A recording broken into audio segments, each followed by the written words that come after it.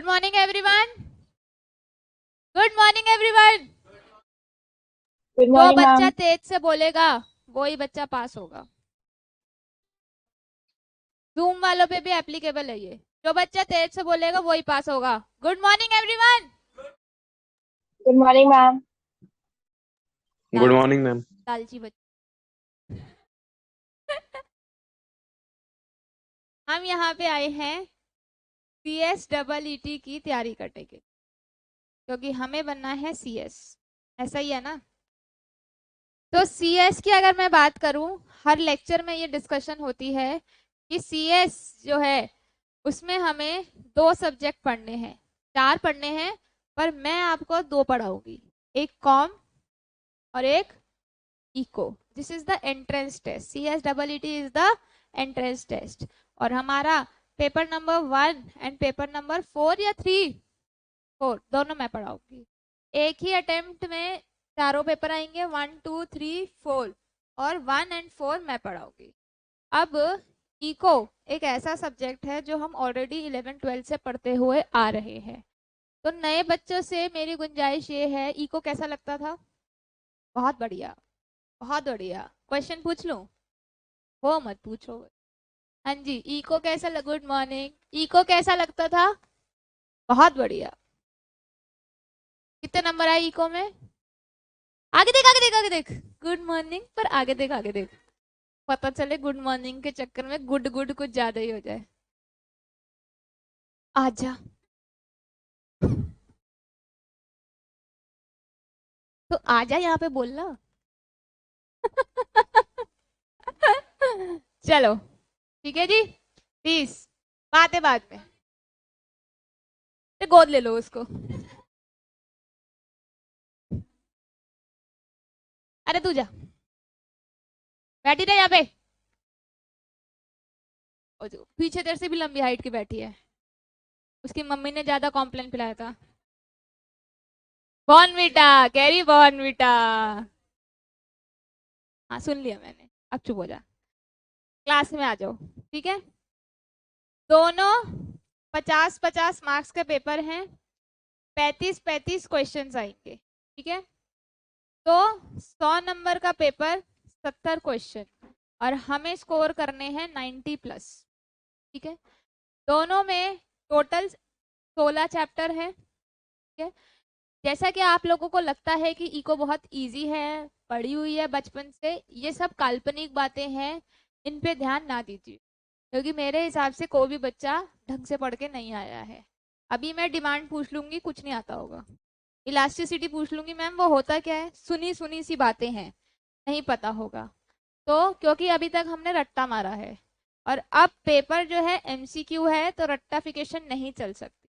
MCQ छोड़ो, CS कर रहे हो। CS is a company secretary, ठीक है जी। Company secretary of the company, किसी पर्सन का पर्सन सेक्रेटरी नहीं है। Company secretary of the company to serve the country. हम कंपनी सेक्रेटरी क्यों बन रहे हैं? कंट्री को सर्व करने के लिए। अगर मेरी कंट्री में कोई कंप्लाइंसेस, कोई दिक्कत आ रही है, तो मेरी कंपनी का जो डायरेक्टर है वो किससे पूछेगा? मेरे से पूछेगा, मैडम ये दिक्कत है, इसका सॉल्यूशन दो।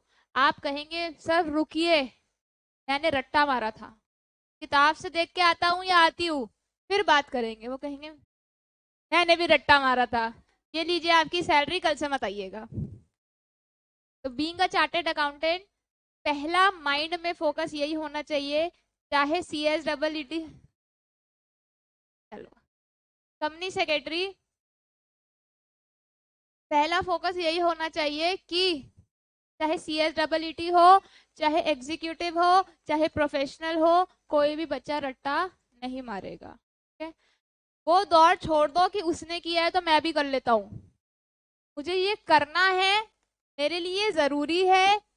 Education is not about money. पैसा तो सबको कमाना है। आज मैं गोलगप्पे का ठेला भी लगा लूँ ना, तो सब आ जाएंगे खाने के लिए, तब भी मैं पैसा कमा लूंगी। Education is not the information, कहीं से भी मिल जाएगी, गूगल पे डालो सारी इंफॉर्मेशन है। एजुकेशन क्यों जरूरी है? एजुकेशन हमारे स्टेट ऑफ माइंड को चेंज करने के लिए जरूरी है। और CS प्रोफेशन के आगे नाम लगता है, प्रीफिक्स लगता है CS।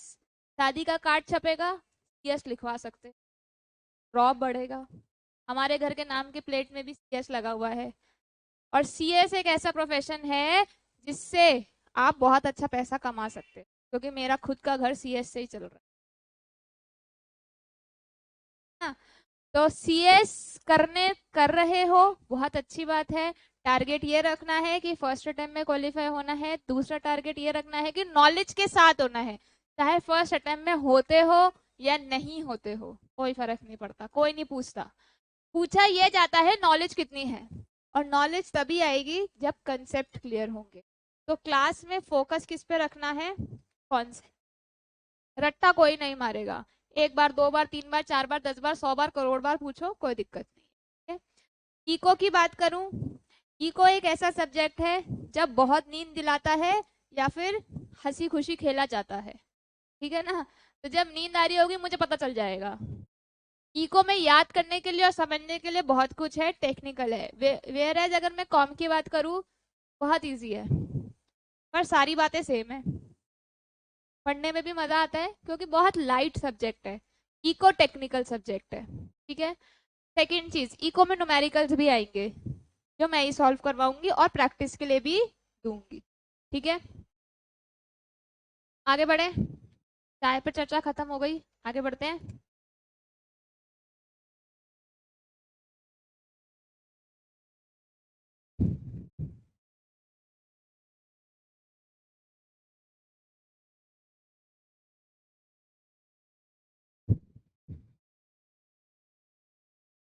हमने जो चैप्टर स्टार्ट किया है वो है की गवर्नमेंट इंस्टीट्यूशन।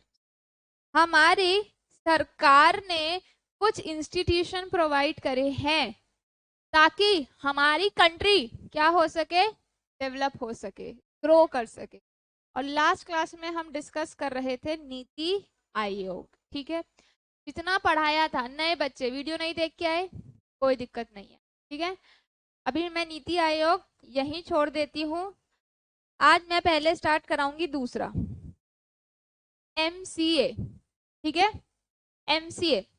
MCA सेज कि being a chartered accountant, being a company secretary, बोल रही हूँ सबर, being a chartered accountant, being a company secretary, being a CMA student, जब हम तीनों प्रोफेशन में से कुछ भी बन जाते हैं तो हमें काम किससे करना पड़ता है? MCA के द्वारा। We are the supervisor of MCA, ठीक है। कोई कंपनी के कंप्लाइंसेस, उससे रिलेटेड फॉर्म, कंपनी बनाना, कंपनी बंद करना, ये सारे काम किसके द्वारा किए जाते हैं, किसके थ्रू किए जाते हैं? MCA के थ्रू किए जाते हैं। अगर MCA का नाम देखे, मिनिस्ट्री ऑफ, कौन सी की बात कर रही है? कॉर्पोरेट की बात कर रही है। मिनिस्ट्री ऑफ फॉरेन अफेयर किसकी बात करती है? फॉरेन की जो डीलिंग होती है। मिनिस्ट्री ऑफ फाइनेंस किसकी बात करती है? फाइनेंस की। ऐसे ही मिनिस्ट्री ऑफ कॉर्पोरेट अफेयर्स किसकी बात करती है? कॉर्पोरेट से रिलेटेड। कॉर्पोरेट से रिलेटेड जो भी काम है, कोई भी डिस्प्यूट है, कहाँ रिजॉल्व होगा? MCA के द्वारा। करेगा कौन? हम लोग, ठीक है। MCA करंट मिनिस्टर कौन है? Nirmala Sitharaman. The ministry primary concern with the administration. Ma'am, company में कंपटीशन भी होता है, तो क्या कंपटीशन से रिलेटेड भी MCA में ही काम होगा? Yes ma'am. हमारी कॉर्पोरेट में वो कंपनीज भी बनती हैं जो सोसाइटी के लिए बनाई जाती है, for not for profit. Not for profit का सेक्शन क्या है अदिति? नॉट फॉर प्रॉफिट का सेक्शन क्या है? As per companies act 2013 section 25। Very good. क्या नाम है? मुस्कान। क्लैप करो इसके लिए जोर से। नालायक, आता है नहीं खुद को, ताली मारने में भी कंजूसी, ठीक है। सेक्शन 25 कंपनीज एक्ट 2013 के तहत हम अपनी कंट्री के लिए नॉट फॉर प्रॉफिट ऑर्गेनाइजेशन बना सकते। और एज पर कंपनीज एक्ट 1956 के तहत नॉट फॉर प्रॉफिट ऑर्गेनाइजेशन कौन से सेक्शन की बात करता है? 8। सेक्शन 8। किसने बोला ये बात? इशिता। Ishita, very good. इशिता के लिए भी तालियां जोरदार। कंजूसो, जोर मारो। ये सोचो कल तुम्हारे लिए भी बजेगी, ठीक है? तो याद रखने हैं, ये पेपर के क्वेश्चंस है। पहले कंपनीज एक्ट 1956 पढ़ा जाता था। वक्त बदलते बदलते, जैसे संसार बदलता है, जैसे दुनिया बदलती है, एरा बदलता है, से भी चेंज होती है, ठीक है? तो अब जैसे चीजें चेंज हुई हैं, कंपनीज एक्ट 2013 हमें पढ़ना है, उसके तहत सेक्शन 25, ठीक है? तो बोला जाता है companies act 2013, companies act 1956, LLP partnership act. Ma'am क्या पेपर में ये ईयर आएंगे? यस, बिल्कुल आएंगे। Companies act 2013, companies act 1956, LLP सुनिए किसी ने? एलएलपी इज द पार्टनरशिप जिसके अंदर कंपनी के कुछ अच्छे फीचर्स, पार्टनरशिप के कुछ अच्छे फीचर्स लेके हम अपनी क्या बनाते हैं? ना प्राइवेट कंपनी ना पब्लिक कंपनी, हम क्या बनाते हैं? एलएलपी। मैम कैसे पता चलेगा वो कंपनी एलएलपी है? उस कंपनी के नाम के पीछे लिखा जाएगा एलएल, और ये एक्ट आया है 2008 में। 3 पी पार्टनरशिप, ठीक है? Other allied acts and rule. Allied का मतलब होता है और इनसे रिलेटेड एक्ट्स। कैसे? मैम मैं कंपनी में काम करती हूँ, मेरी कंपनी फॉरेन डीलिंग बहुत करती है, बाहर से इंपोर्ट एक्सपोर्ट करती है। तो जब हम इंपोर्ट एक्सपोर्ट करते हैं तो हम एक्ट लगाते हैं FEMA, foreign exchange management act 1999। तो क्या ये भी एमसीए डील करेगी? बिल्कुल करेगी। तो मतलब इन तीन के साथ जो और रूल्स रेगुलेशंस एक्ट लगे हैं वो भी कौन डील करता है? एमसी। मतलब इनमें कोई भी नोटिफिकेशन आती है, कोई भी मॉडिफिकेशन आती है, कोई भी डिलीशन आती है, तो कहाँ पे मिलेगी सारी डिटेल? एमसीए पे। अभी दिखाऊंगी वेबसाइट, ठीक है? Frame there under mainly for regulating the function of, very important question, कौन से सेक्टर के लिए? Corporate. The ministry is also responsible for competition act 2002, competition act 2002। हमने कौन कौन से ईयर पढ़ लिए? 1956, 2013, 2008 एंड 2002, ठीक है जी? 2002, 1956, 2013 एंड 2008 पेपर में बिल्कुल आएगा क्वेश्चन, ठीक है? ये क्या करता है? कंपटीशन एक्ट, जो हमारा कंपटीशन, मार्केट में कंपटीशन होना बहुत जरूरी है। अगर मार्केट में कंपटीशन नहीं होगा तो कभी भी ग्रो नहीं कर पाएंगे। बट कंपटीशन हमेशा हेल्दी होना चाहिए। ये आपको पता है, अगर मुझे नहीं पता आप लोगों को पता है कि नहीं पता, एडवर्टीजमेंट किसी भी ब्रांड के थ्रू आप नहीं कर सकते। कोलगेट पेप्सोडेंट का नाम नहीं ले सकता, पेप्सोडेंट कोलगेट का नाम नहीं ले सकता। बेटा एक काम कर, वहां से खड़ी हो जा, आगे आ जा। अब उसकी मम्मी ने बॉर्नविटा, तेरे को नहीं कह रही मैं, उसको दिख नहीं रहा। तेरे को भी नहीं दिख रहा? तेरे को तो दिख रहा है ना। इधर आ जा, इधर ये वाली सीट से दिख जाएगा, यहाँ से दिख जाएगा। हाँ तो ये कह रही हूँ ना, इधर आना, और आगे आ जा, पिलर आ रहा है। अब दिख रहा है? ठीक है। तो बोला जाता है कंपटीशन हमेशा क्या होना चाहिए? हेल्दी होना चाहिए। Promote sustain competition in market. हमारे जो कंज्यूमर का है इंटरेस्ट, वो भी कंपटीशन एक्ट हेल्प करता कौन सी ऐसी 3 प्रोफेशनल बॉडीज हैं जो इसको सुपरवाइज करती हैं? एक है ICAI, ICSI, ICAI। Cost accountant को भी ICAI ही बोलते हैं एंड चार्टर्ड अकाउंटेंट को भी ICAI ही बोलते हैं, और कंपनी सेक्रेटरी को ICSI बोलते हैं। तीनों के काम अलग होते हैं। चार्टर्ड अकाउंटेंट क्या काम करते हैं? अकाउंट्स। कंपनी सेक्रेटरीज क्या काम करते हैं? Law.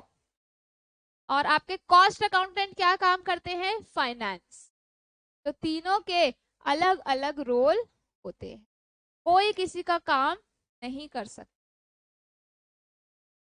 3 separate acts of parliament. आपको पता है ये आप जो CS कर रहे हो, आपसे क्वेश्चन पूछा जाएगा, क्या कर रहे हो? आप कहोगे CS, वो बोलेंगे कंप्यूटर साइंस, आप कहोगे नहीं, आप कहोगे कंपनी सेक्रेटरी। कंपनी सेक्रेटरी क्या होता है? कंपनी सेक्रेटरी चार्टर्ड अकाउंटेंट की बहन होती है, बड़ा भाई होता है, ऐसी समझा। फिर बोलेंगे कितने साल की डिग्री है? ये भी आएगा। कौन से कॉलेज में जाते हो? ये भी आएगा। फिर तुम समझाना शुरू करोगे, क्या ना बहुत बढ़िया कॉलेज है राजेंद्र प्लेस में, जाके आप हो आना, क्योंकि उनको समझाने से कोई फर्क नहीं। ना उन्होंने CS करनी है, ना उन्होंने CS के बारे में कुछ पता करना है, उन्होंने सिर्फ जिंदगी में टाइम पास करना है। तो ज्यादा दिमाग ना लगाना। याद रखना, या ये कोई कॉलेज नहीं है, तो इंस्टीट्यूट जो हमें क्या देता है? सर्टिफिकेट। क्या देता है? डॉक्टर क्लियर करने पे सर्टिफिकेट मिलता है कि आप डॉक्टरेट हो गए हो। ऐसे ही कंपनी सेक्रेटरी चार्टर्ड अकाउंटेंट बनने पे कोई डिग्री नहीं मिलती है। प्लीज क्लियर करना। चलते फिरते CS कर रहे हो, इट्स ओके, सब ऐसी कर, बट बी क्लियर, हमें कोई डिग्री नहीं मिलती है। कोई 3 साल 5 साल 10 साल की डिग्री नहीं है। This is a certificate to serve our country. ठीक है, और ये जो लॉ है इसका किसने बनाया है? पार्लियामेंट। ठीक है, the ministry also the responsibility of carrying out function of central government in relation to partnership act. इसका मतलब इसके अंदर पार्टनरशिप एक्ट भी आएगा, इसका मतलब इसके अंदर सोसाइटी रजिस्ट्रेशन एक्ट भी आएगा, इसके अंदर company donation to national fund भी आएगा। इन शॉर्ट इसके अंदर सारे कॉर्पोरेट से रिलेटेड जितनी भी चीजें हैं वो सब इंक्लूड होगी। क्लियर? अब मुझे बताओ कौन कौन से ईयर पढ़ लिए? साइड में नोटबुक में लिखो या बुक में लिखो। 2013 कौन से किसका एक्ट है?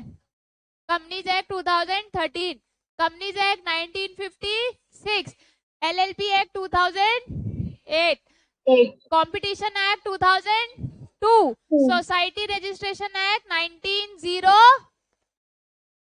1980। क्या है? 1980। और आपका partnership act 1932, companies donation national fund act 1951, 1953 companies act, 1951 donation. Clear? ये सारे ईयर्स याद करने बहुत बहुत बहुत जरूरी। क्लियर? अब मैम सारे काम MCA करती है तो क्या एक ही पर्सन करता है? ऐसा नहीं हो सकता। अगर एक पर्सन करेगा तो वो बर्डन नहीं ले पाएगा। तो MCA ने बोला चलो एक काम करते हैं, ऑफिसेस बना देते हैं, हर ऑफिस का अलग अलग काम होगा। एक है SFIO। क्या है? SFIO, serious fraud investigation office. नाम क्या कह रहा है? Serious fraud. किसी ने फ्रॉड किया है तो उसकी कंप्लेन कहाँ फाइल होगी? SFIO में। कहाँ होगी? What is the full form of SFIO? जो बोलेगा नहीं वो जल्दी पास नहीं होगा। What is the full form of SFIO? Serious Fraud Investigation Office. The government in the backdrop of major failing of non-banking financial institution, company vanish हो रही है, प्लांटेशन हो रही है, स्टॉक मार्केट में स्कैम हो रहा है, हर्षद मेहता की सीरीज आई थी, नकली नकली कंपनीज बन रही हैं, कम पैसे को घुमाया जा रहा है जिसके लिए फेक कंपनीज बन रही हैं। इन सबको पकड़ने के लिए कौन सा ऑफिस बनाया गया है? Serious fraud investigation office, multidisciplinary organization to investigate corporate frauds. The organization has been established and started functioning 1 October 2003. Competition कब आया था? एक मिनट, कंपटीशन कब आया था? 2000 1 2 3 4 5 6, क्या हो रहा है ये? 2002 कंपटीशन एक्ट कब आया था? 2002 में। और SFIO कब आ गया था? 2003 में। क्लियर? क्लियर? 1 अक्टूबर 2003 में। और इसका हेडक्वार्टर कहाँ पे है? न्यू दिल्ली। कहाँ पे है? दिल्ली। क्या मैम हमें MCA के ऑफिस जाने की ऐसा कुछ? बिल्कुल ऑफिस जाते हैं। CCI कंपटीशन से रिलेटेड, देखो मैं कंज्यूमर हूं, मेरे साथ आपने फ्रॉड कर दिया। आप कंज्यूमर हो, मैंने आपके साथ फ्रॉड कर दिया। अब ये फ्रॉड कंपटीशन से रिलेटेड है। मैंने कहा था मैं आपको क्वालिटी दूंगी अपने प्रोडक्ट में, आप जैसी सामान लेके गए, क्वालिटी छोड़ो, स्कूटर के सारे पंजर अलग अलग हो गए। मैंने क्या किया? अपने कस्टमर के साथ फ्रॉड किया। तो उस फ्रॉड की कंप्लेन फाइल होगी। वो कंप्लेन के लिए कौन सा एक्ट पढ़ोगे? Competition act 2002। पर किस कंटेक्स्ट में हुआ? कंज्यूमर को हर्ट करने के कॉन्टेक्स्ट में हुआ। इसीलिए ऐसे तो कॉर्पोरेट में किसी ने किसी को मार दिया, खून कर दिया, हर चीज के लिए अलग लॉ बना है। हर चीज के लिए अलग लॉ बना है। 14 अक्टूबर 2003 में CCIA बना, फाउंड हुआ। न्यू दिल्ली में इसका हेडक्वार्टर है। इसका एक्ट कब बना? 2002 में। ठीक है। और एडमिनिस्ट्रेशन, इम्प्लीमेंटेशन, इन्फोर्समेंट कब हुआ? 2009 में। ये क्या काम करता है? कंपटीशन को प्रोटेक्ट करता है, मार्केट को हेल्दी कंपटीशन देता है, कंज्यूमर के इंटरेस्ट को प्रोटेक्ट करता है और फ्रीडम देता है कि अच्छे से ट्रेड हो, कोई घपला ना करे, कोई चोरी ना करे, कोई किसी को ठगे ना। क्लियर? मैम एक बात बताओ, जैसे जैसे वक्त चेंज होता है वैसे वैसे कंपटीशन भी तो चेंज होता है। तो MCA यही तो कहता है, जैसे जैसे वक्त चेंज होगा, जैसे जैसे चीजें चेंज होगी, मैं भी नई नई नोटिफिकेशन लाके आपको देता रहूंगा। तो consequent upon a challenge on certain act, honourable supreme court competition amendment act. अब देखो, याद रखना, what is amendment? What is amendment? No, amendment says addition, alteration. Change तो बदलाव हो गया, यहाँ पे क्या कर रहे हैं? Addition plus alteration. ठीक है, डिलीशन नहीं है, ऑल्ट्रेशन, अमेंड कर रहे हैं। मेरे घर पे अमेंडमेंट आ गई कि अब से जो लड़की पैदा होगी वो हायर एजुकेशन के लिए फॉरेन जाएगी। क्या हो गया? अमेंडमेंट। ठीक है। मेरे घर पे नोटिफिकेशन आई, अब से जो गर्ल पैदा होगी वो कभी नहीं पढ़ेगी। क्या हो गया? चीजों को चेंज कर दिया, पर यहाँ पे चीजों को अपग्रेड कर दिया। तो वक्त रहते रहते लॉ में हमेशा अमेंडमेंट आती रहती है। जब मैं कंपनी सेक्रेटरी पढ़ रही थी और आज को मैं देखूं तो जमीन आसमान का फर्क है। जो मैंने पढ़ा था अब वो अप्लाई नहीं होता। मैम आपने पढ़ा क्यों था? क्योंकि तब पढ़ाया था। अब जो हम मार्केट में अप्लाई करते हैं वो अलग है, और जो हमने पढ़ा था, मैंने पढ़ा था कंपनीज एक्ट 1956, वो तो अप्लाई ही नहीं होता। अब अप्लाई क्या होता है? Companies act 2013। तो वक्त के सहते रहते लॉ चेंज होता रहता है। ठीक है। Companies act 1956, sorry competition act 2002 कब आया? कब आया यार? बोलोगे तभी आएगा, क्योंकि ये याद करने वाली चीज है। कब आया? 2002 में। तो मैम इसका मतलब 2002 से पहले इंसान एक खुला परिंदा था, उसका जो मन करता था वो करता था, उसका मन करता था फ्रॉड करना है फ्रॉड करता था। एक दुकानदार 10 रुपए की चीज 50 रुपए में बेच सकता था। ऐसा नहीं। कंपनीज एक्ट 2002 से पहले था MRTP एक्ट 1969। कंपटीशन को प्रोटेक्ट करने के लिए क्या आ गया था? MRTP act 1969। जैसे जैसे दौर बदला, जैसे जैसे चीजें बदली, MRTP को रिप्लेस कर दिया कंपटीशन एक्ट 2002 ने। इसके अंदर लॉ में बहुत चेंजेस लेके आने पड़े। MRTP क्या कहता है? Monopolies and restrictive trade. मुझे क्या लगाना है? रिस्ट्रिक्शन लगानी है। वेयर एज कंपटीशन एक्ट कहता है मुझे फ्रीडम देनी है। समझ रहे हो दोनों का डिफरेंस? MRTP कहता था मुझे ज्यादा काम नहीं करवाना लोगों से, मुझे ज्यादा दुकानें नहीं खुलवानी। वेयर एज कंपटीशन कहता है बढ़ेगा इंडिया तभी तो आगे बढ़ेगा इंडिया। बढ़ेगा तो अलग बात है, जितने लोग एंटरप्रेन्योर होंगे तभी तो ग्रोथ होगी, तभी तो फ्रीडम ऑफ ट्रेड आएगी। तो MRTP को रिप्लेस किसने करा? एक्ट 2002 ने। और MRTP कब आया था? 1969 में। पेपर का क्वेश्चन है।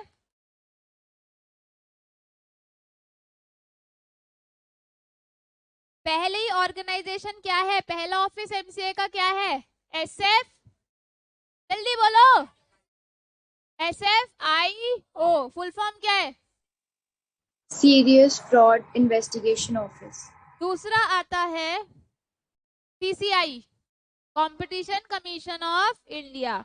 एंड लास्ट, एक बात बताओ, MCA के अंदर लोग काम करने जाएंगे, ट्रेनिंग देनी है, पढ़ाना है, आपको अच्छा इंसान बनाना है। मैं अगर MCA में काम करने जा रही हूँ तो ट्रेनिंग मिलेगी। वो ट्रेनिंग के लिए मैं SFIO डिपार्टमेंट में जाऊंगी?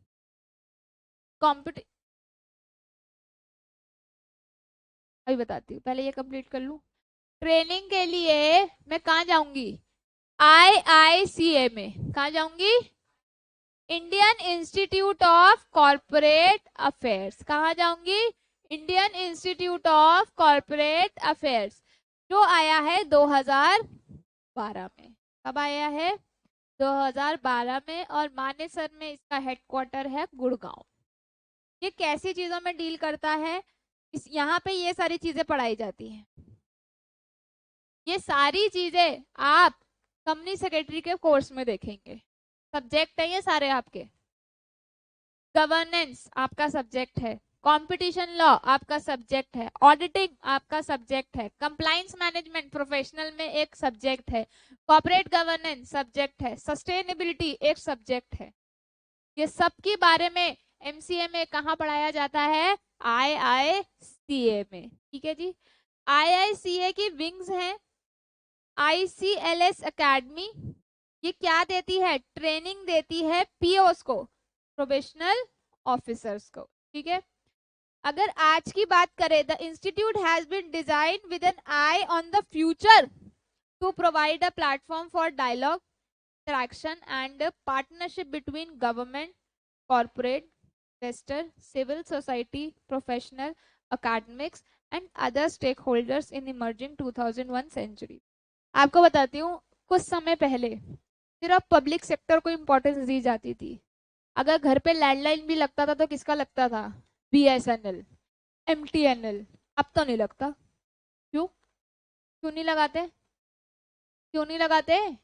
क्योंकि प्राइवेट सेक्टर ने हमें क्वालिटी दी है, क्योंकि प्राइवेट सेक्टर ने हमें अच्छे प्राइस की डील दी है। तो आज के अगर हम एरा की बात करें तो हमें पब्लिक तो लेना ही है, पर साथ के साथ ये जितने लोग हैं, सरकार, corporate, investor, civil security, professionals, बाकी सबको भी साथ लेते हुए चलना है। क्योंकि इंडिया में पब्लिक के पास रिसोर्सेज है तो प्राइवेट के पास पैसा है, दिमाग है, सोचने का दायरा है। पब्लिक वाले क्यों नहीं सोचते? पब्लिक बैंक में जाते हो, क्यों जाने से डर लगता है? सरकारी बैंक में जाने से डर क्यों लगता है? क्योंकि वो कहते हैं यहाँ जाइए, यहाँ जाइए, यहाँ जाइए, कल फिर आइए, यही बोलते हैं ना। अब लंच टाइम हो गया, यहाँ जाइए, यहाँ जाइए, कल फिर आइए। क्या प्राइवेट वाले ऐसे कह सकते हैं?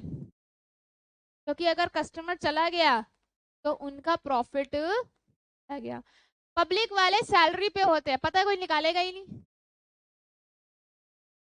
पर अब ऐसा नहीं है, पब्लिक वालों को निकाल तो नहीं सकते, पर उनकी कंप्लेंट्स अब आप कर सकते हो आरबीआई को।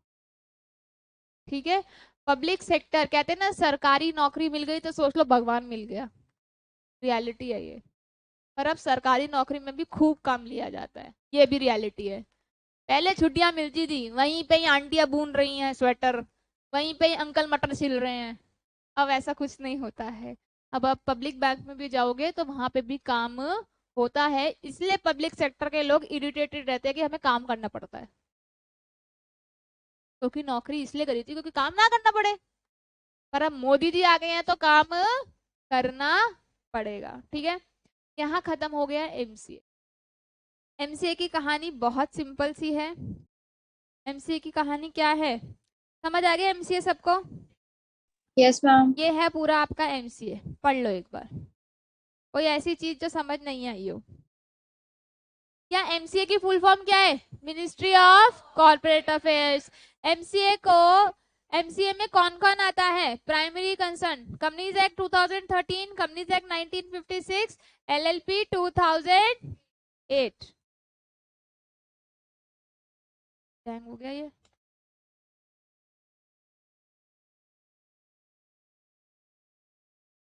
नहीं, एलएलपी कहता है लिमिटेड लाइबिलिटी पार्टनरशिप, पीपीपी कहता है it is a model, it is not an act. PPP is a public private partnership.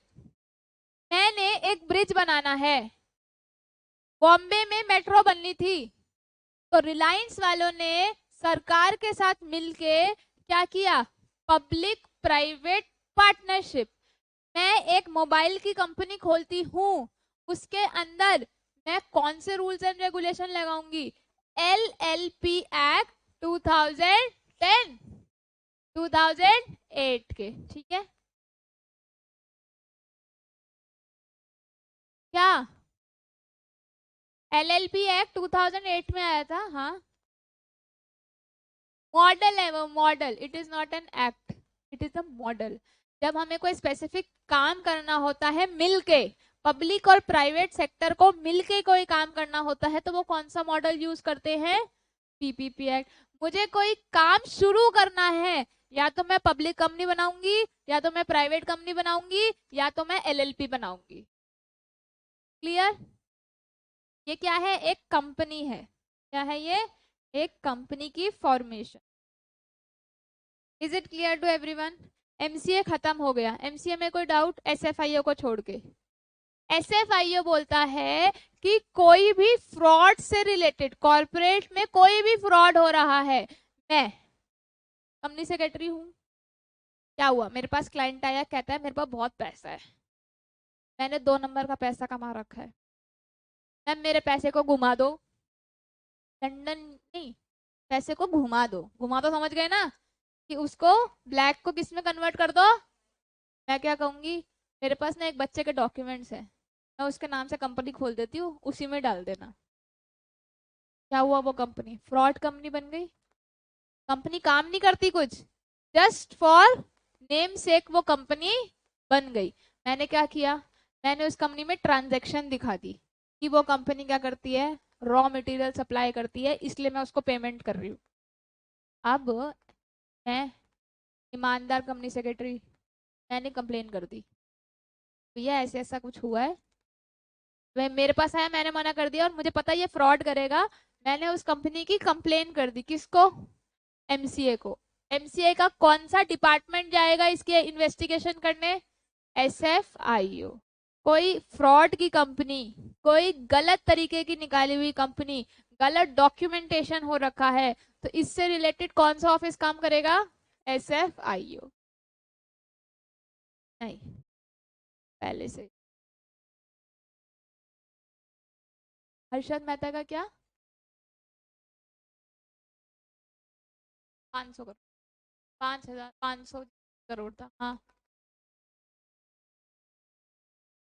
किसको पता नहीं चला? ऐसे थोड़ा ना तूने घर पे चोरी करी, घर वालों को पता होता है? गज रही है, शक हो जाता है। छोटे छोटे करके तो चोरी होती है, पहले 1 रुपये निकलता है, फिर 2 रुपये निकलता है, और जब 10,000 रुपये निकलते हैं तब पकड़ा जाता है इंसान। धीरे धीरे धीरे धीरे करके जब ह्यूज अमाउंट हो गया तब पकड़ा गया वो। हर्षद मेहता पे तो सीरीज निकली है, ऐसे बहुत सारे मेहताज हैं जिन्होंने ऐसा स्कैम करा है। हर्षद मेहता के द्वारा ये स्कैम वर्ड आया है। चोरी, छोटी छोटी चोरी तो घर में चल जाती है।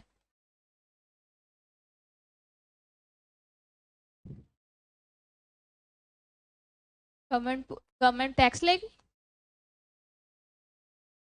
तो क्या हो गया? सरकार को टैक्स से मतलब है।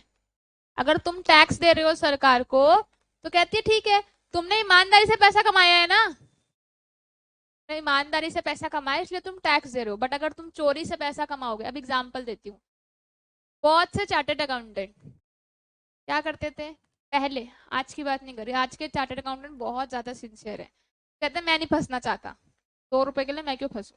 पहले क्या होता था, अच्छा लाला जी आए, अरे यार मेरी इतनी कमाई हुई है पर मैं सरकार को टैक्स नहीं दूंगा। करती क्या है सरकार? तो चार्टर्ड अकाउंटेंट जी कहते थे सर एक काम करो, आपका 25,000 रुपये का टैक्स बन रहा है ना, आप सरकार को 10,000 रुपये दे दो। ध्यान से सुनना, सरकार को 10,000 दे दो, और 10 भी ज्यादा बोल रही हूँ, 5,000 दे दो, ठीक है, और 8,000 की मुझे गाड़ी गिफ्ट कर दो, बाकी पैसा आपका। तो क्या किया ये? चोरी। क्या किया ये? चोरी।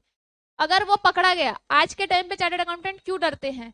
क्योंकि स्क्रूटनी आ जाती है, रैंडमली किसी को भी चेक कर लेते हैं।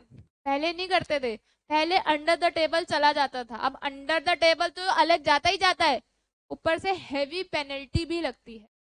अगर मैं 5,000 की टैक्स की चोरी कर रही हूँ तो मुझे पेनल्टी में 15,000 रुपये देने पड़ेंगे और धक्के अलग खाने पड़ेंगे। अब स्ट्रिक्ट हो गया है लॉ। चार्टर्ड अकाउंटेंट बोलते हैं कि पैसे तो हम बचा लेंगे पर आपकी रिस्क पे, हमारा इसमें कोई इन्वॉल्वमेंट नहीं है। बीच में ऐसे बहुत से केसेस आए थे, लक्ष्मी नगर से बता देती हूँ, इतने सारे चार्टर्ड अकाउंटेंट के सर्टिफिकेट कैंसिल हो गए थे क्योंकि पता लगा था जी वो ये सब काम करते हैं। इसलिए चोरी करना गलत बात है। अगर आपको यकीन नहीं है तो मोदी जी ने चार्टर्ड अकाउंटेंट के इंस्टीट्यूट में जाके एक लाइन बोली थी कि चोर अपने घर में ही चोरी करता है इसलिए बरकत नहीं आती, के लिए बोली थी। भैया टैक्स की चोरी तो करवा रहे हो आप, एक लेमैन आप पे ट्रस्ट के लिए आ रहा है और आप क्या कह रहे हो, अरे ठीक है ना मेरे को मिल रहा है ना, कंट्री को मिले या कंट्री सर्व कैसे करेगी, आपको प्रोटेक्ट कैसे करेगी जब तक आप टैक्स नहीं दोगे। ये केस सिर्फ बिजनेस क्लास के साथ होता है, सर्विस क्लास के साथ नहीं होता। सर्विस क्लास अगर 15 लाख भी कमा रही है तो 2-3 लाख उसको टैक्स देना ही पड़ता है। जब हम छोटे थे हमें लगता था वाह 15 लाख, और अब जब बड़े हो गए तो लगता है 15 लाख में 2 लाख तो सरकार ही ले जाती है। ठीक है ना? आपने देखा होगा जितनी भी बिजनेस फैमिलीज है सबके फादर बोलते हैं मोदी जी आ गए बेकार हो गया सब, बोलते हैं ना। कितने लोग हैं बिजनेस फैमिली से, क्या बोलते हैं पापा? सब बेकार हो गया, सब खत्म हो गया, ये चोर है, ये मेरी सारा सामान खराब कर रहा है। मेरे पापा भी ऐसे ही बोलते हैं पर रियलिटी क्या है, अब उनकी जेब से रियलिटी का पैसा निकल रहा है। पहले वो पैसा घुमा लेते थे, अब वो पैसा नहीं घुमा सकते क्योंकि अब आ गई है हमारी कंट्री में ट्रांसपेरेंसी। हर चीज डिजिटल हो गई है, तुरंत 2 मिनट में सबका चिट्टा पिट्टा निकल जाता है। तो स्कैम आज भी होते हैं पर बहुत सोच समझ के, ठीक है, बाद में चर्चा करेंगे पक्का।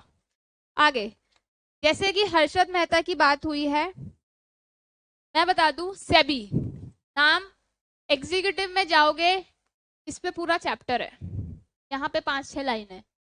Securities and exchange board of India. हमारे देश में मनी मार्केट है, कैपिटल मार्केट है। मनी मार्केट बात करती है पैसे का inflow and outflow, whereas capital market बात करती है स्टॉक का inflow and outflow. Stock is not पैसा, स्टॉक दिखता नहीं है पर दिखता है ना, दिखता नहीं है पर दिखता है। आप कंपनी सेक्रेटरी बन जाओगे, कंपनी सेक्रेटरी बनने के बाद सिर्फ नौकरी या प्रैक्टिस से पैसा नहीं कमाओगे, इस मार्केट में जरूर जाओगे। मैम ये तो सट्टा मार्केट है पर लीगल मार्केट है। हम जैसे पढ़े लिखे यहीं से पैसा कमाते हैं, सच में सब कमाओगे, क्योंकि शेयर मार्केट जब इतना पढ़ रहे हैं तो यहाँ से पैसा नहीं कमाओगे, बिल्कुल कमाओगे और कमाना भी चाहिए। बट ये तुक्के वाली मार्केट है और ये लॉन्ग टर्म मार्केट है। लंबा सपना है, पैसे लगा के छोड़ दो, कई बार डूब भी जाते हैं और कई बार कमाए भी जाते हैं। कई बार सोचते हैं अरे बढ़ रहा है, थोड़ा इंतजार कर लेते हैं, और अगले पल वो घट जाता है। बहुत होता है, फिर कहते हैं हाय काश उसी टाइम ही बेच देते, पैसा तो आ जाता। तो this is the SEBI market. अब मैं बताती हूँ हर्षद मेहता की कहानी। सेबी हमारे पास बहुत पहले से था। ये वाली जो है कॉर्पोरेट कॉमोडिटी हमारे पास रेगुलेटरी, ये कौन सी रेगुलेटरी है? स्टैचुरी रेगुलेटरी बॉडी है। इसको स्टैचुरी क्यों बोलते हैं? स्टैचुरी का मतलब होता है जो अपने लॉज रूल्स रेगुलेशंस खुद बनाती है। वो बॉडी जो अपने रूल्स रेगुलेशंस खुद बनाती है वो ये बॉडी है। ये किसी से कुछ नहीं पूछती, ये बनाना है अपनी मर्जी से, ये बनाना है अपनी मर्जी से, सारे रूल्स एंड रेगुलेशन ये खुद बनाती है। Securities and exchange board of India, ठीक है। जहां पे जिस भी कंपनी की डीलिंग शेयर्स में हो रही है वहां पे सेबी आएगा, ठीक है। हुआ क्या था, सेबी आ तो कब गया था? 1988 में सेबी आ गया था 1988 में। ध्यान से सुनना कहानी। पर उसकी कोई वैल्यू नहीं थी, कोई पूछता नहीं था, कहते थे है इसको खुद तो अपनी कदर नहीं है, इसकी कदर मैं क्यों करूं, यही बोलते थे। सेबी को खुद अपनी वैल्यू नहीं पता थी। सेबी कहता था मुझे बना के रख दिया है सिर्फ वो टाइम पास के लिए कि एक बॉडी होनी चाहिए। इसलिए सेबी 1992 में किसी भी चीज में ज्यादा इन्वॉल्वमेंट नहीं दिखाता था।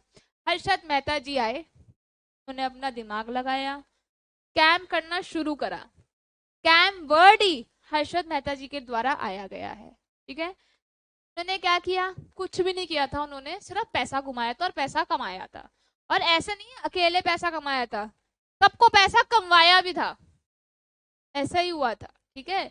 गवर्नमेंट को भी प्रॉफिट दिया था, प्राइवेट सेक्टर को भी प्रॉफिट दिया था, बस अपनी ग्रोथ जल्दी जल्दी जल्दी जल्दी करी थी शेयर के थ्रू। कैसे करते थे? चीजों को मैन्युपुलेट करके। मैं कहती हूँ आपकी कंपनी के शेयर्स को हाई लेवल पे ले जाऊंगी। कैसे लेके जाऊंगी? मैंने मार्केट को मैन्युपुलेट कर दिया। मैंने बोला सबके सब ये शेयर्स खरीदो। सबने ये शेयर्स खरीदे तो आपकी कंपनी के शेयर्स बढ़ेंगे घटेंगे? बढ़ेंगे। क्या किया था उसने? मैन्युपुलेशन। This is wrong. ईमानदारी से कंपनी शेयर्स निकाले वो सही है, बट मैन्युपुलेशन करके कंपनी अगर शेयर्स निकालती है वो गलत है। कंपनी सेक्रेटरी हो आप अपनी कंपनी के, है ना जी। तो कंपनी में कुछ भी काम हो रहा होगा आपको पता होगा।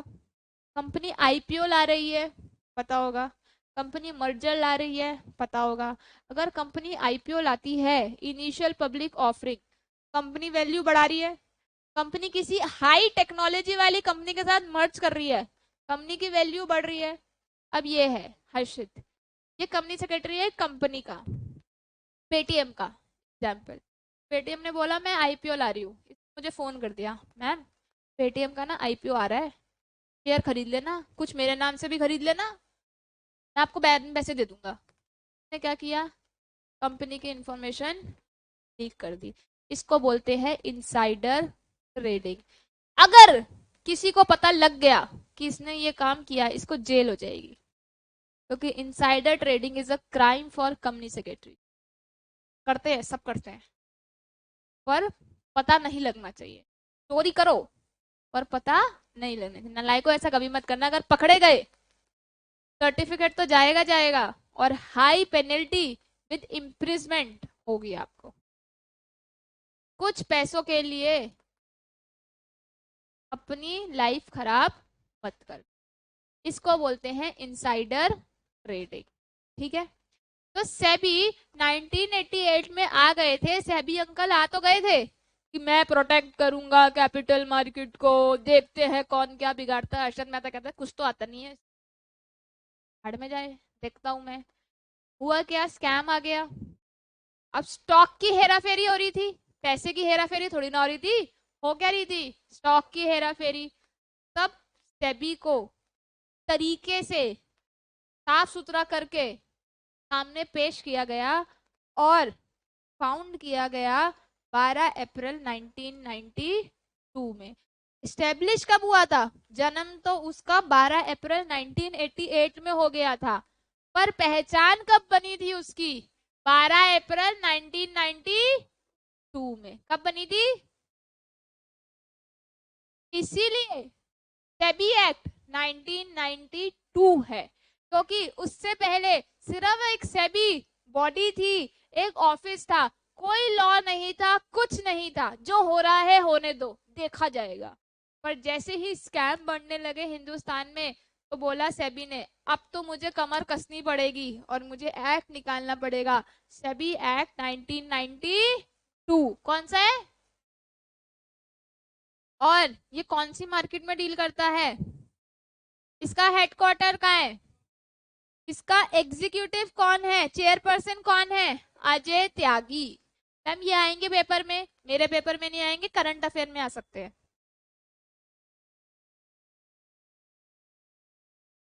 इसको स्टैच्यूटरी पावर्स कब दी गई, 30 जनवरी 1992 में। इसको बोला गया कि तुम अब अपने हिसाब से काम कर सकते हो, उससे पहले तुम मेरे हिसाब से काम करोगे। कि स्टैट्यूटरी पावर्स कब मिली इसको, 30 जनवरी 1992 में। ठीक है जी, ठीक है। सेबी कौन सी मार्केट में डील करती है, SEBI is a statutory body. Statutory body जो अपने रूल्स रेगुलेशन खुद बनाती है। मैम मतलब रूल्स रेगुलेशन का मतलब लॉ खुद बनाएगी अपना, तो एग्जीक्यूट खुद करवाएगी, इससे रिलेटेड कोई डिस्प्यूट होंगे तो खुद ही सॉल्व करेगी, कहीं और जाने की जरूरत नहीं है। और ये सारी कहानी कहाँ लिखी है, SEBI act 1990। Clear, SEBI founded in 12 April 1992 under SEBI act 1992।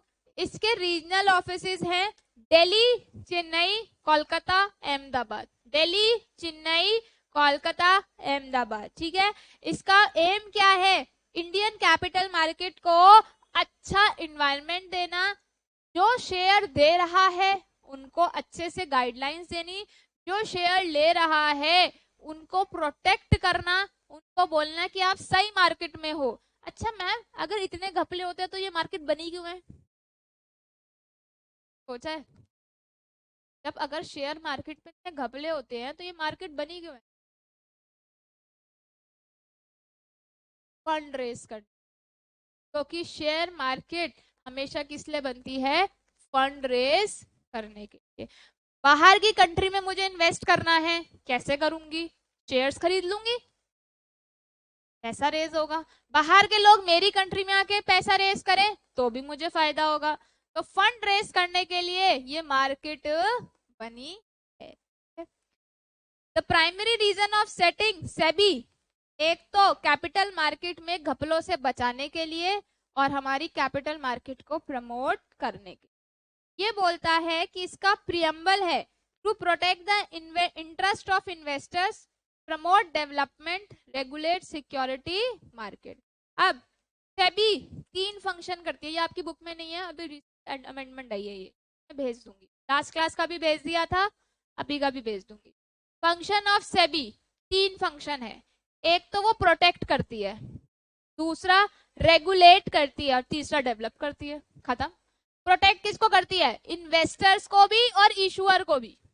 अब क्या होता है, एक कंपनी है पेटीएम एग्जाम्पल, अगर उसे शेयर निकालने हैं तो वो कैसे निकालेगी? सबसे पहले लेके आएगी आईपीओ। क्या लेके आएगी? IPO, initial public offering. एक बार मैंने शेयर मार्केट में निकाल दिए, दोबारा निकालने हैं, मैं क्या लेके आऊंगी? FPO, further public offering, further public offering. अब ये एक पर्सन है, ये दूसरा पर्सन है, ये शेयर बेचेगा, ये शेयर खरीदेगा। ये कौन हुआ? इन्वेस्टर। ये कौन हुआ? इशूअर। इन्वेस्टर ने शेयर खरीद लिए पर पैसे नहीं दिए, पर खराब, पर नाराज, किसके पास जाएगा? सेबी के पास। तो इन दोनों को प्रोटेक्ट करने की ड्यूटी किसकी है? सेबी की। अब ध्यान से सुनिए, कई बार क्या होता है, आपने देखा होगा मार्केट में जाते इधर उधर बहुत सारे इंटरमीडिएटरीज होते हैं स्टॉक मार्केट, जैसे शेर खान, एडवर्टीजमेंट्स वगैरह भी आती हैं। वो क्या बोलते हैं? Third party. ना ये किसी कंपनी के शेयर्स का पार्ट होते हैं और ना ही ये क्या होते हैं? इन्वेस्टर। ये क्या करते हैं? ये डीलिंग करवाते हैं इन दोनों के बीच। इनको भी प्रोटेक्ट करने का काम किसका होता है? सेबी का। ये घपला भी कर सकते हैं। ये कौन होते हैं? ये कमीशन बेसिस पे काम करते हैं, ब्रोकर्स। ब्रोकर सुना है? ये ब्रोकर्स होते हैं, थर्ड पार्टी इंटरमीडिएटरीज होते हैं। ये किसके बेसिस पे काम करते हैं? कमीशन। यहां से अपना शेयर्स यहां बेचते हैं और ये आगे फॉर्म। मैम ऐसा क्यों? क्योंकि मैं एक कंपनी हूं, मैंने 100 शेयर्स निकाले, क्या 100 के 100 बिक जाएंगे? मैं क्या करूंगी? कमीशन बेसिस पे 20 शेयर्स किसको बेच दूंगी? ब्रोकर को। वो कमीशन दे दूंगी, कहूंगी ये 20 शेयर्स आपके पास है, आप ये बिकवा दो। ठीक है? तो ऐसे ही सिक्योरिटी मार्केट चलती है। आगे ज्यादा लॉ पढ़ने की जरूरत नहीं है, एग्जीक्यूटिव में पढ़ना। ठीक है?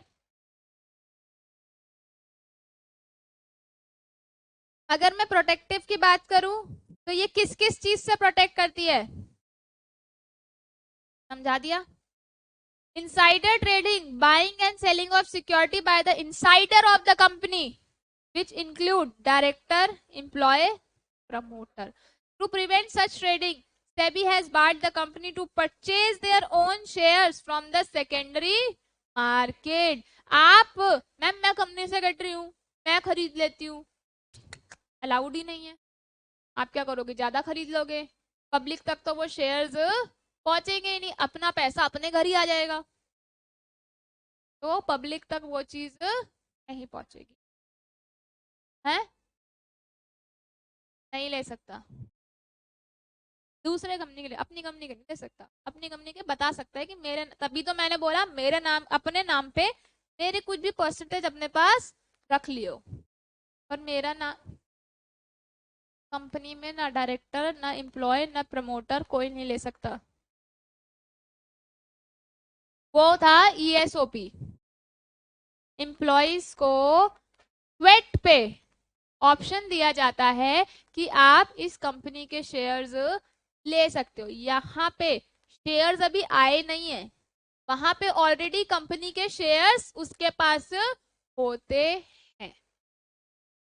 ठीक है? यहाँ पे अभी कंपनी में मार्केट आईपीओ लॉन्च कर रही है, मैंने पहली बुक कर ली है, तो पता है प्रॉफिट मिलेगा। अभी कंपनी के शेयर 10 रुपए है, आईपीओ आते कंपनी का शेयर कितना हो जाएगा? 90 रुपए। मैंने क्या किया? 10 रुपए का शेयर खरीद लिया, उसको 90 रुपए में बेच दिया। हाँ, तब इसी को तो इनसाइडर ट्रेडिंग बोलते हैं। अगर वो नहीं खरीदेगा और उसने किसी फैमिली से खरीदवा लिया और पता चल गया, तो देखना क्या होगा उस कंपनी सेक्रेटरी का। बहुत केसेस आए हैं। उसी को ही बोलते हैं घर के अंदर चोरी करना, insider trading. Price rigging, unnatural fluctuation, जो हमारी हर्षद मेहता जी करते थे। तुरंत बढ़ गया, तुरंत घट गया। हमेशा याद रखना, पढ़ोगे आप लोग सेबी में, बियर होता है, बुल होता है, पिग होता है, स्नेक होता है, बहुत सारे जानवर होते हैं। हाँ हाँ होते हैं। बियर क्या करता है, नीचे लेके आता है मार्केट को। बुल हमेशा मारता है, मार्केट अगर ऊपर जा रही है तो बुल लेके जाता है। बियर, भालू किसी को आगे बढ़ने नहीं देता, तो कहता नीचे आ जा। बियर हमेशा नीचे लेके जाता है। पिग, पिग क्या करता है, मार्केट को गंदा करता है, मैन्युपुलेट करता है मार्केट को, गलत गलत अफवाहें फैलाता है। ठीक है। स्नेक क्या करता है, डस लेता है और पता भी नहीं चलता है कि किसने डस लिया, घपला कर जाता है और पता भी नहीं चलता कौन करता है। ऐसे बहुत सारे जानवर होते हैं स्टॉक मार्केट। और जो हमें पढ़ने हैं वो बियर बुल पता होने चाहिए। This is the basic. ठीक है। द प्राइस ऑफ सिक्योरिटीज या तो इंक्रीज होगी या तो डिक्रीज होगी। अगर कोई फ्रॉड कर रहा है, जैसे हर्षद मेहता ने एकदम से मार्केट को बढ़ा दिया, एकदम से मार्केट को घटा दिया, तो वो क्या किया, उसने माल प्रैक्टिस किया। सेबी कैसे प्रोटेक्ट करती है, फ्रॉड होने से बचाती है। सेबी फाइनेंशियल एजुकेशन भी प्रोवाइड करती है, ऑनलाइन एंड ऑफलाइन सेशन। ठीक है जी। रेगुलेटरी फंक्शन है इसका। रेगुलेटरी का मतलब कि ये rules and regulations for financial intermediaries और कॉर्पोरेट के लिए बनाती है। प्रॉपर रूल्स, अगर आप किसी कंपनी के चार्टर्ड कंपनी सेक्रेटरी बन रहे हैं तो आपको सेबी की लिस्टिंग की रेगुलेशंस पूरी पढ़ के जानी है, लेटेस्ट, क्योंकि आपकी कंपनी में ये अप्लाई। रेगुलेशन प्रोसेस, कोई भी इंक्वायरी, ऑडिट, इसमें ब्रोकर्स आते हैं और मर्चेंट ब्रोकर्स आते हैं। डेवलपमेंट का काम करती है, नॉलेज देती है ट्रेडिंग मार्केट की, ट्रेनिंग देती है इंटरमीडिएटरीज को। अब सेबी इलेक्ट्रॉनिक मोड से होती है, पहले नहीं होती थी, पहले कागजों से जाता था कि भैया ये शेयर इसने खरीदा है, ये शेयर होल्डर है, ये शेयर होल्डर है। अब ऐसा कुछ नहीं होता, ऑनलाइन ट्रांजेक्शन होती है। मैं यहाँ बैठे बैठे अगर सुबह देखूं न्यूज में इसके शेयर्स बढ़ रहे हैं, मार्केट सिर्फ और सिर्फ सुबह 9 बजे से 3 बजे तक खुलती है और Friday Saturday Sunday is a holiday market की। ठीक है। तो अगर आप शेयर मार्केट में काम करते हो तो सुबह 9 बजे सिस्टम पे बैठोगे और 3 बजे सिस्टम बंद करोगे, Friday Saturday Sunday is a holiday. By making underwriting. ठीक है। सेबी की 3 पावर होती है, 3 पावर होती हैं। पहली पावर है लॉ बनाना, दूसरी पावर है लॉ को एग्जीक्यूट करना, तीसरी पावर है लॉ में किसी ने घपला करा है उसको सॉल्व करना। तो जुडिशियल हमेशा मतलब क्या होता है, कहीं पे भी लॉ में जुडिशियल पढ़ोगे वो बोलते हैं डिस्प्यूट को रिजॉल्व करना। ठीक है। हम बोलते हैं ना हम जुडिशियल की पढ़ाई कर रहे हैं, हम जज की पढ़ाई कर रहे हैं। तो जज लॉ नहीं बनाता, जज प्रॉब्लम को सॉल्व करता है। तो डिस्प्यूट सॉल्व करने के लिए क्या है, ठीक है, ruling judgement in case of unethical and fraudulent cases, transparency, fairness and accountability और रिलायबिलिटी प्रोवाइड करना। लेजिस्लेटिव मतलब कौन होता है, जो रूल्स और रेगुलेशंस को बनाता है। और सेबी में रूल्स और रेगुलेशन कहाँ बनते हैं, सेबी एलओडीआर के अंदर, listing obligation and disclosure requirement. ये क्यों बनाए जाते हैं, ताकि घपला ना हो। आपके घर में रूल्स क्यों बनाए जाते हैं, लड़कियां शाम को 6 बजे के बाद घर से नहीं निकलेंगी, लड़के घर का काम नहीं करेंगे।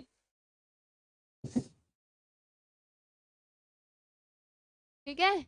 तो रूल्स एंड रेगुलेशंस कहाँ लिखे होते हैं, listing obligation and disclosure requirement. Executive का क्या काम है, इनको एग्जीक्यूट करवाना, और कुछ भी चीज इंस्पेक्ट करनी है, कोई डॉक्यूमेंट देखने हैं, ये सब काम कौन करता है, सेबी। सेबी, ठीक है, कौन करता है, सेबी। कौन करता है, सेबी। ठीक है। यहाँ तक कोई डाउट है किसी भी बच्चे को, एक पेपर पेन देना, कोई भी पेपर और पेन।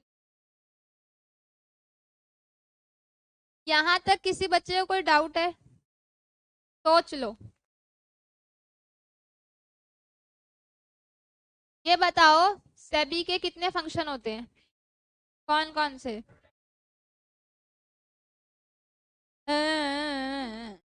समझ गई मैं, दोबारा से बता दो। जूम वाले भी बोलेंगे, बोलो जल्दी से कौन कौन से होते हैं। नहीं आई आवाज।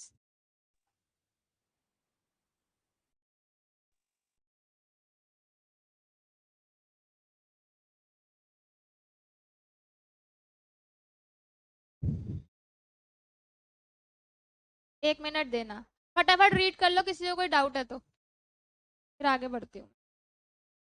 ये है एमसीए, ये है सेबी।